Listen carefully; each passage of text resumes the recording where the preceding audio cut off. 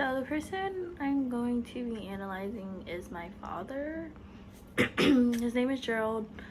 I guess I chose to analyze him because he's been the most dominant masculine figure in my life and currently still is in my life. My mom died when I was young, so it's kind of just been me, my dad, and my brother, and he's always been what I kind of like compare guys to, whether it's a romantic interest or just a friendship, just platonic or something. How a man should be in my life is a reflection of what I think of my father. So for my dad, I've kind of always formulated how a man should be towards a woman. It's kind of interesting because I'm much more progressive than my father, so he's always told me like a man is supposed to open my car door, open doors, yada yada yada, and I'm always kind of very, not like always against it, but I'm always like, I can do that for myself. I'm very independent, like I don't need a man to do that. But I guess I look at men, if they would take the time to do that, like, oh, that means that this person was raised right, this person has good manners, they also have a good masculine figure in their life. So like my dad always, not saying that we talk about guys a lot, but like he's always been very like, oh, does this person do that, do they do this, and if they don't, it's kind of to me, I'm like, oh, okay, well, maybe they weren't raised right, or maybe they have different perspectives on life. But to me, like, my dad is very, I guess, a clean cut image of what masculinity is to me, but mostly in the sense for like how a man should treat a woman.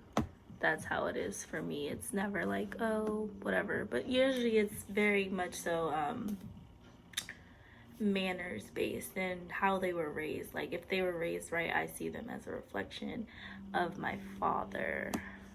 So for me, like red flags or warnings about masculinity for my dad, once again, it's kind of how they interact with other men or how they interact with other women or other genders. My dad, like I said, he's not as progressive as me, so he's not very he doesn't have necessarily opinions formulated on like transgender people or non-binary or people that are not heterosexual. So I formulate those opinions myself.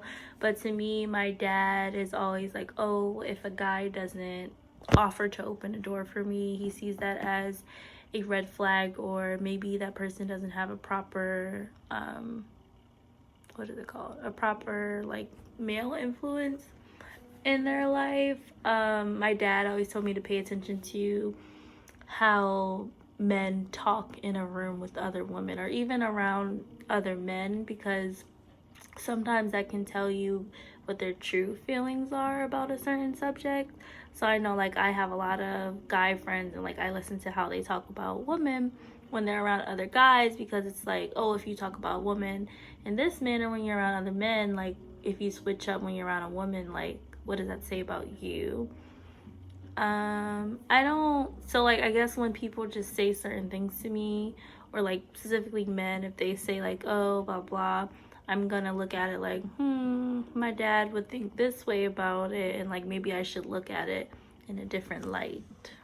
So the reading from Deborah Cannon, The Performing Gender Identity, Young Men's Talk and Construction of Construction of Heterosexual Masculinity, I would relate that to my dad's perception of gender.